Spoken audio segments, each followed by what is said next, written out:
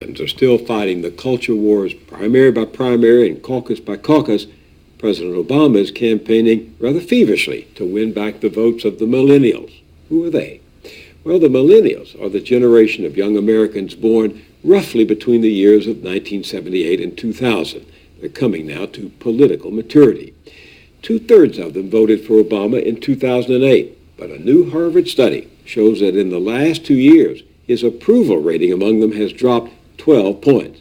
That's enough to decide a close election in November. And that may be why the president recently threatened to cut federal aid to schools that, quote, jack up tuition. Many of the millennials are coming out of college with big loans to repay. Yet another study describes their enthusiasm for him as substantially depleted. So his re-election campaign has been wooing him recently through what Obama himself calls this newfangled thing, social media. This week, we're going to talk with one of the millennials' most thoughtful advocates. Her name is Heather McGhee. Listen. I turned 30 last year, which puts me at the very start of the millennial generation. And we are known for our sense of entrepreneurship, our volunteerism, our tolerance of diversity, and for being the first generation in American history to not do better than their parents. And that was clear before the Wall Street banks crashed the economy and left our generation to graduate into the worst job market since the Great Depression. As we've been reporting in our series on winner-take-all politics, the millennials grew up in the years when crony capitalists and powerful officials in Washington rewrote the rules of the economic game to favor the relative few at the top over everyone else.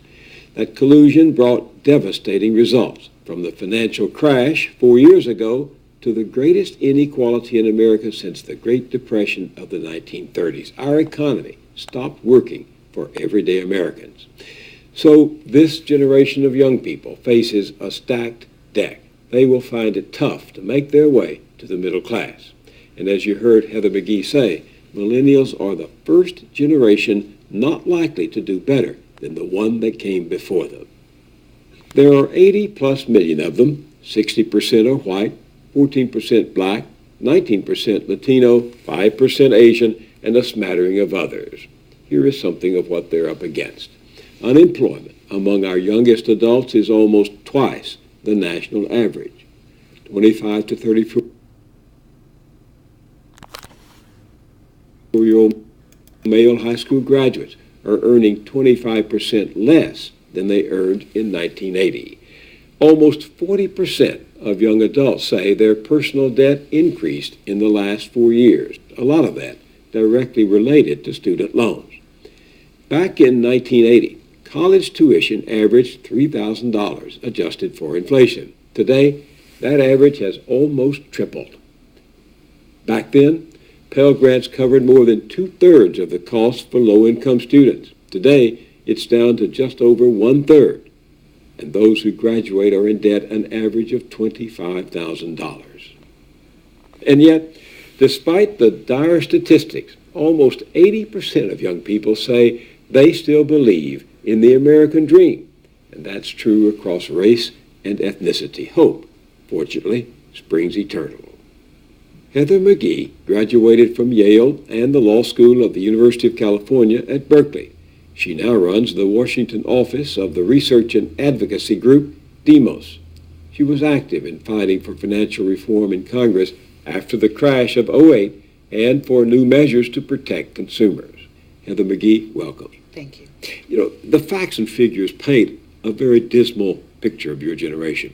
But let me ask you this. Is it something of a myth, this upward mobility in American life? Because I could take you to the hollows of West Virginia, to the back streets of our big cities, to small towns throughout the country where poor kids never got up and out.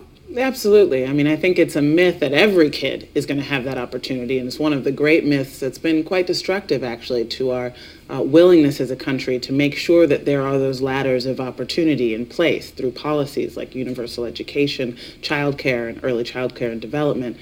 But the truth has been that over the course of our history, every generation as a whole has done better financially. And in fact, up until a few generations ago, has been able to do better financially by working even less, by being more productive and having more time for home life and for civic life. You know, other generations have faced severe problems. They've experienced depression, recession, war. What makes this different? I think what's different about this generation is that all of the external changes that happened, globalization, technological change, the information age, all of that happened, and yet it happened at a time when we lost our social contract. So America could have weathered all of the economic storms that happened over the course of our lifetimes in a much better way that did not decimate the middle class if we had a social contract in this country, if we had not at the same time decided that in fact the economy would work better if everybody was on their own. So that's what's different.